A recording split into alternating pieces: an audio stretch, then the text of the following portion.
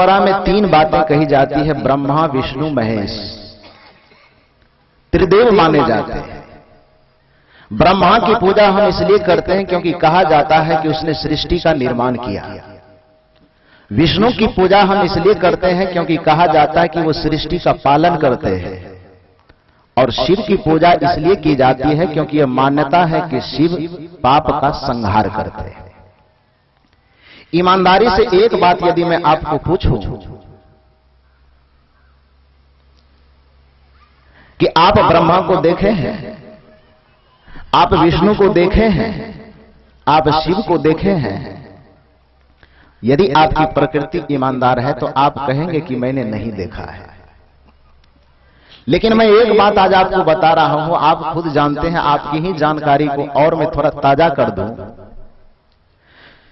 इस पूरे ब्रह्मांड को बनाने वाले ब्रह्मा को आपने हमने नहीं देखा, फिर भी उसकी हम पूजा करते हैं। लेकिन इस 3.5 हाथ के ब्रह्मांड को किसने बनाया है यह सबको पता है, और वो हमारे सामने में बैठे हुए हैं। ये पता है ना जी? इस पूरे ब्रह्मांड का पालन पोषण कौन विष्णु करते हैं, ये आपको पता हो कि ना हो, हमको पता हो कि ना हो, लेकिन पूरे दुनिया को पता है कि इस 3.5 हाथ के शरीर का पालन पोषण कौन करते हैं, वो हमारे सामने बैठे हुए हैं। इस धरती पर शिव को आपने नहीं देखा, आपके अवगुण का संहार करने वाले शिव को आपने नहीं देखा, लेकिन अपने बच्चों के जीवन से बुराई को, एक एक बुराई को निकाल करके उसे संहार करने वाले शिव आपके सामने में बैठे हुए हैं। हम आज तक मंदिरों में जाकर के भी दुखी हैं, हम आज तक मस्जिदों में जाकर के भी दुखी हैं, हम आज तक ग्रंथों का पाठ करके भी दुखी हैं। तो जानते हैं उसका कारण क्या है? भगवान शंकर और माता पार्वती बैठे हुए थे। शिव पुराण की बात मैं बता रहा हूं आपको। तो भगवान शिव और माता पार्वती बैठे थे।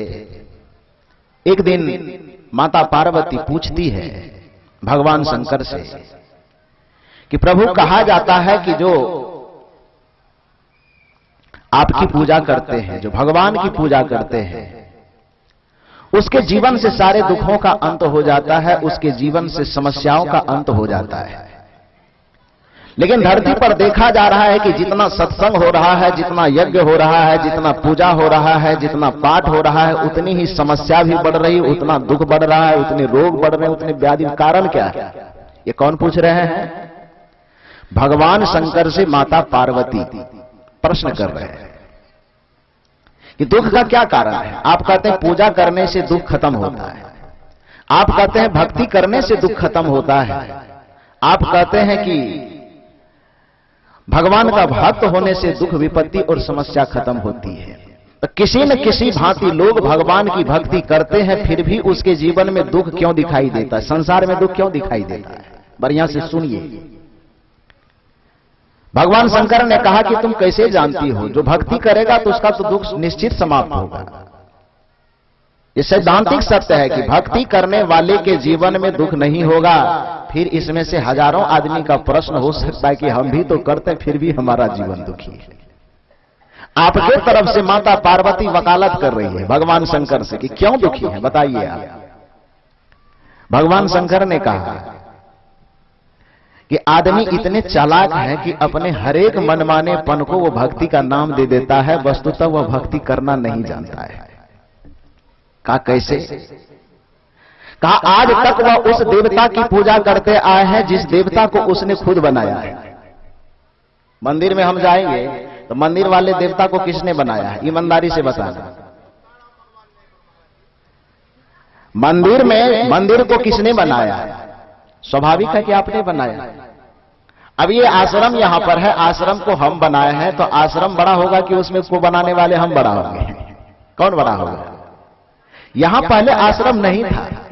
आश्रम की स्थापना आपके हमारे द्वारा हुई है, तो इसलिए आप और हम उसके जन्मदाता हैं, हम और आप उससे बड़े हैं। आश्रम बड़ा नहीं है। मंदिर को आपने बनाया है, मंदिर में बैठने वाले देवता को भी आपने बनाया है। भगवान शंकर ने कहा कि अपने मनमाने को ये भक्ति कहता है, आज तक इसने उस देवता की पूजा करके शांति पाना चाहा जिस देवता और जिस मंदिर को इसने खुद बनाया है। अरे आज तक इसने उस देवता की पूजा किया ही नहीं जिस देवता ने इसको बनाया है, तो फिर इसकी शांति कैसे मिलेगी? ये बताओ। जो देवता आपको बनाया है, जिस ब्रह्मा को आप बना रहे हैं, उसके सामने तो आप माथा रगड़ रहे हैं।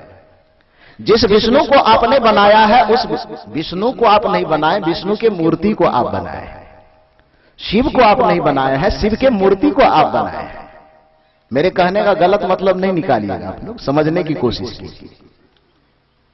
आपके द्वारा जो बनाया गया शिव है वो स्वाभाविक है कि आप शिव छोटा नहीं है, लेकिन आप जिस शिव को बनाते हैं वह शिव आपसे छोटा हो जाएगा। विष्णु आपसे छोटा नहीं है, लेकिन आप जिस विष्णु को बनाते हैं, अपने हाथ से गढ़ते हैं, वो विष्णु आपसे छोटा होगा कि बड़ा होगा? छोटा होगा ना जी।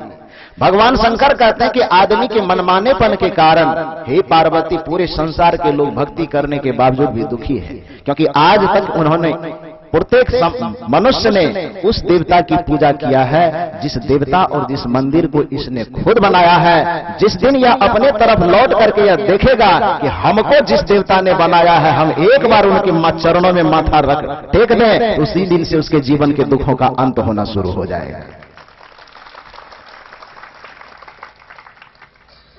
गणेश कैसे महान हो गए? देवताओं की पूजा वंदना जब हम लोग करते हैं तो सबसे पहले गणेश जी की पूजा करते हैं ना। कभी विचार किए हैं कि क्यों करते हैं? विचार किए हैं? जितने 33 करोड़ देवता हमारे सनातन परंपरा में कहलाते हैं, गणना है उसकी, और 33 करोड़ देवताओं में गणेश जी की वंदना, गणेश जी की पूजा सबसे पहले होती है। यही कारण है कि हमारे सनातन परंपरा के कोई भी व्यक्ति कोई कार्य जब शुरू करता है तो उस कार्य को वह एक मुहावरा के रूप में प्रयोग करके कहता है, श्री गणेशाय नमः। कार्य की शुरुआत हो गई है, अर्थात सर्वप्रथम पूज्य देवता का आह्वान किया जा रहा है। गणेश में ऐसी क्या विशेषता है जो सबसे बड़े नेता हो गए, सबसे बड़े पूज्य हो गए? क्या विशेषता है? देखने में मुंह भी तो और देवता से थोड़ा खड़ावे है, सवारी भी बेचारे के पास हेलीकॉप्टर वगैरह है नहीं। क्या है? सबसे छोटा सवारी चूहा है ना। पेट भी उसका बहुत बड़ा, न शरीर का सांचा ढांचा भी देखने में कोई खूबसूरत ऐसी बात नहीं है। खाने में भी माहिर है, खूब लड्डू चबाते हैं, लेकिन उसके बावजूद भी सारी विशेषता अन्य लोगों में रहने के बावजूद भी गणेश जी की पूजा सबसे पहले क्यों होती है? क्या कारण? गणेश जी की पूजा इसलिए होती है, कहा जाता है कि जितने सारे देवता थे सभी देवताओं में यह विचार बना कि भाई आदमी के पास तो उम्र मात्र 100 वर्ष की है। आज 60, 70, 80 वर्ष जीता है लोग, लेकिन पुराने जमाने में 100 वर्ष जीते थे। क्योंकि वेद में यह ऋचा है कि जीवे में शरदा शतम, कि हम 100 वर्ष तक जिए। भगवान से वरदान मांगा जा रहा है। तो 100 वर्ष तक की कल्पना, 100 वर्ष तक जिया जाता होगा उस समय में। सभी देवताओं ने कहा भाई हम लोगों की संख्या है 33 करोड़ और आदमी जीता है मात्र 100 वर्ष, तो 100 वर्ष यदि आदमी जिएगा तो पूरा जिंदगी कितना हुआ? कैलकुलेटर है आपके पास? जोड़ सकते हैं। 33 करोड़ देवता है और आपको मात्र 100 वर्ष जी नहीं पाएंगे, लेकिन मान लीजिए कि 100 वर्ष आपको जीना है। मानने में क्या लगता है? थोड़ी देर मानिए। तो 100 वर्ष यदि जीना है तो एक वर्ष में 360 दिन, तो 360 गुना 100 बराबर कितना हुआ? 36,000। कितना हुआ? 360 गुना 100 बराबर, गणित कमजोर है क्या आप लोगों का? 36,000 हुआ ना। आपको पूरे जीवन की अवधि मिलती है मात्र 36,000 दिन। अब देवताओं की संख्या कितनी है भाई? 33 करोड़। कितना देवता की पूजा करना पड़ेगा एक दिन में? 36,000 दिन आपके पास है। अब देवता की संख्या 33 करोड़। एक दिन में कितने देवता की आप पूजा करेंगे जो आपको 36 पूरा कर पाएंगे क्या? पूरा नहीं हो पाएगा। तो सब देवताओं को लगा कि भाई आदमी यदि आंख पलक झपकते झपकते एक सांस की लेने के क्रम में, जो सांस आप छोड़ते और लेते हैं, एक सांस लेने और छोड़ने के क्रम में यदि आप कम से कम 10 देवता 20 देवता की पूजा कर सकते हैं, तब आपको पूरी जिंदगी लगेगी केवल देवताओं की पूजा करने में। इतने देवता आपके पास। सभी देवताओं ने कहा कि बड़ा मुश्किल में पड़ जाएगा, आदमी जिएगा, खाएगा, कमाएगा कि केवल पूजा करते रहेगा। भाई कुछ ऐसा उपाय निकालो कि गांव में होता था ना, पुराने जमाने में गांव में मरर होता था। भोज भात करना हो, मरर को जाकर के कह दिया, इसका मतलब मरर को निमंत्रण पड़ गया तो पूरे गांव को ही निमंत्रण पड़ गया। ये पुरानी प्रथा थी, नया प्रथा तो बदल गया है। तो सभी देवताओं ने विचार किया कि ऐसा करो, पूरे भागलपुर के जनता तो लोकसभा में प्रवेश नहीं करेगा, तो भाई बुलो मंडल को सांसद तो चुनना पड़ेगा, या शाहनवाज जी को सांसद चुनना पड़ेगा। पूरे क्षेत्र का नेतृत्व करने के लिए एक नेता को बनाना पड़ता है, तब जाकर के कार्य चलता है। 33 करोड़ देवता हैं, 33 करोड़ देवताओं की पूजा हो नहीं सकती, तो एक उपाय निकालो, एक ऐसे देवता को फिक्स करके नेता बना दो कि जिसकी पूजा यदि जनता कर ले तो यह समझ लिया जाए कि सब देवता की पूजा हो गई। बात समझ में आ रही है? सब में यह विचार बना, और विचार बनने के बाद कहा कि फिर परीक्षा का विकल्प क्या होगा, कैसे चुनाव किया जाए, कैसे नेता बनाया जाए। सब में सहमति बनी कि चुनाव आयोग किसको बनाया जाए। देवता सब तो कान कपार फोड़ देगा यदि एक को कहेंगे कि आप नेता बनिए, बाकी को चेला चटिया यदि बनाएंगे तो दूसरे आदमी तो कपार फोड़ेगा। ब्रह्मा को कहा ये काम हमसे नहीं होगा। विष्णु जी से कहा, विष्णु जी ने भी कहा कि ये काम हमसे नहीं होगा। अंत में जो काम सबसे नहीं संभलता है तो वो भगवान शंकर से, ओढ़रदानी है ना, वो संभाल जाता है उससे सब काम। तो कहा चलो भगवान शंकर के पास, उससे जाकर के सबने आग्रह किया कि चुनाव आयोग का भार आप ही संभालिए, आप ही को चुनना है कि देवताओं का नेता किसे बनाया जाए। भगवान शंकर ने कहा कि कोई बात नहीं। पहले तो वो लेना नहीं चाहते थे, फिर भी सबने दबाव डाल करके उसे चुनाव आयोग बनाया। तो उस समय बैलेट पेपर या ईवीएम मशीन तो था नहीं। तो उस समय भगवान शंकर एक युक्ति निकाले और उस युक्ति के दरमियान कहा, देखो पूरे पृथ्वी और आसमान का, अर्थात पूरे ब्रह्मांड का भ्रमण करके, परिक्रमा करके जो व्यक्ति सबसे पहले मेरे पास पहुंच जाएगा उसको मैं देवता का नेता बना दूंगा, देवता का मालिक बना दूंगा। ये भगवान शंकर चुनाव का नियम रखा। अब जैसे ही कहा, तो आप जब चुनाव आता है तो देखते हो ना कैसे आदमी खड़ा होता है। एक एक पद के लिए 20-20 ठो, 25-25 ठो, एक ईवीएम में जब सेट नहीं होता है बटन तो 2-2, 3-3 ठो ईवीएम लगाना पड़ता है। लगाना पड़ता है ना, कुर्सी की भूख है ना। तो जैसे ही भगवान शंकर घोषणा किए कि इस तरह के परीक्षा के द्वारा देवताओं का नेता चयन किया जा रहा है कि जो देवता सबसे पहले पूरे ब्रह्मांड का परिभ्रमण करके मेरे पास पहुंचेगा उसको देवताओं का नेता बना दिया जाएगा। लालसा सबकी बनी कि हमको कुर्सी मिलना चाहिए।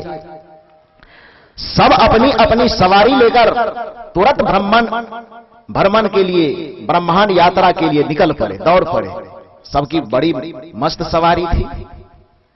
कार्तिक जी के पास मयूर था, किसी के पास और कुछ, किसी के पास बाघ, किसी के पास बैल, किसी के पास और बहुत तरह की सवारी, पुष्पक विमान।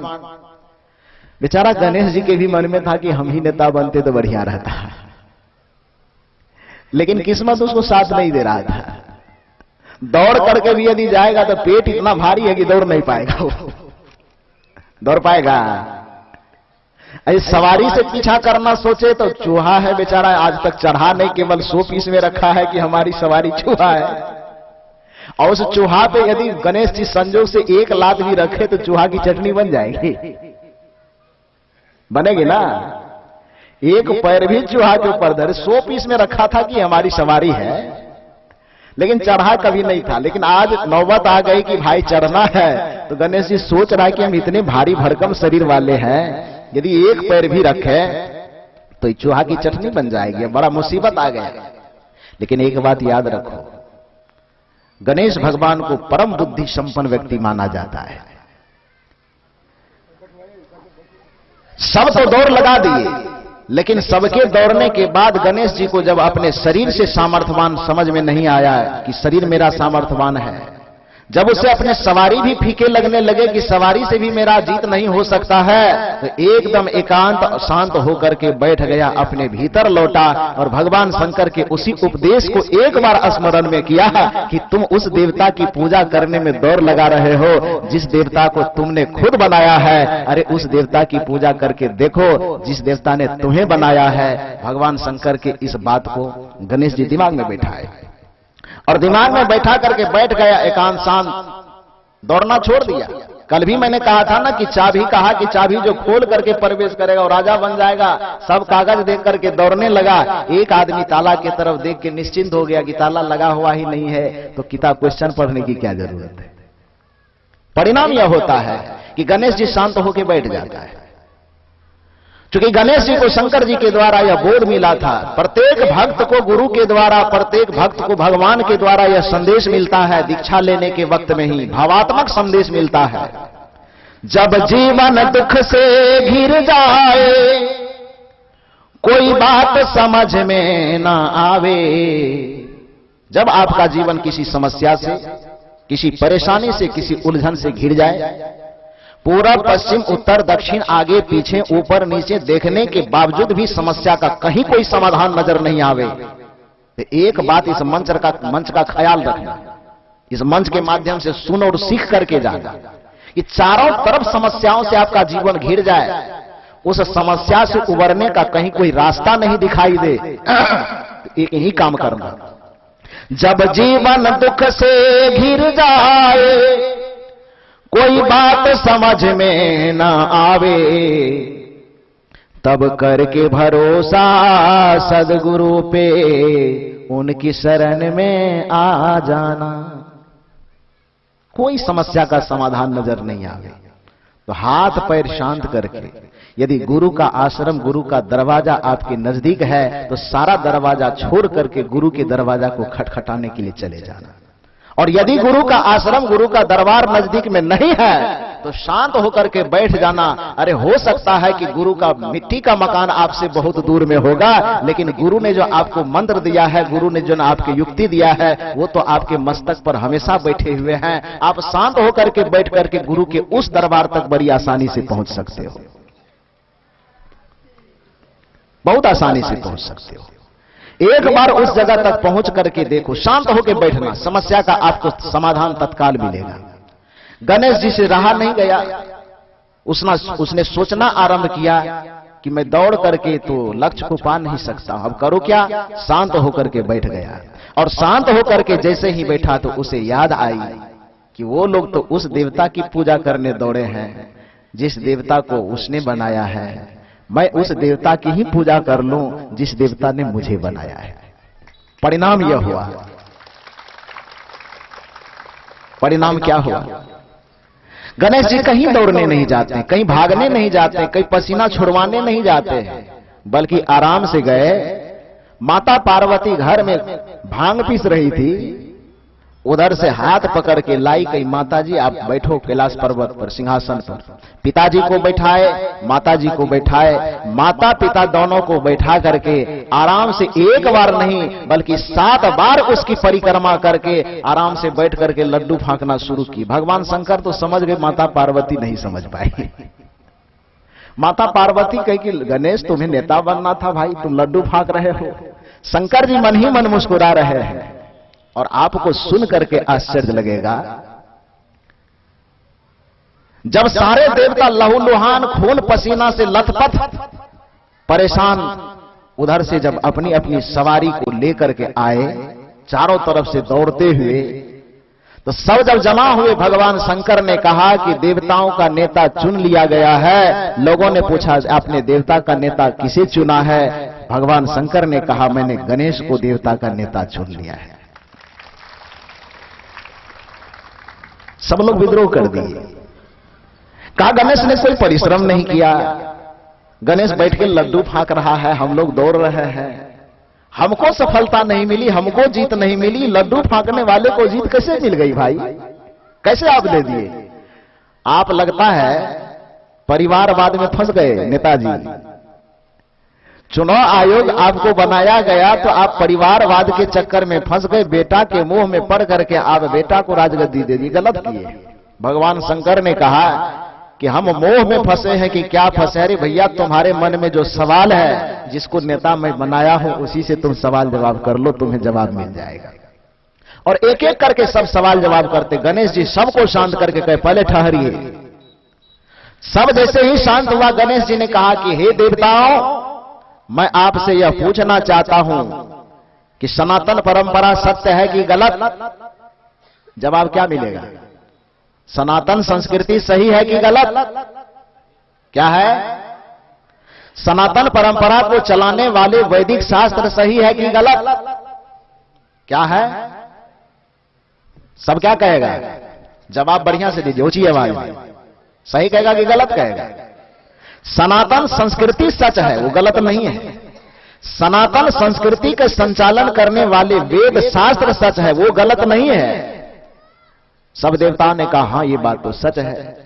कहा उसी वेद में यह लिखा हुआ है, मातृ देवो भवः, पितृ देवो भवः, आचार्य देवो भवः, अतिथि देवो भवः। उसी वेद में यह लिखा हुआ है कि माता पृथ्वी से भी बड़ी होती है और पिता आसमान से भी बड़ा होता है। तो यदि माता और पिता की परिक्रमा हमने कर लिया,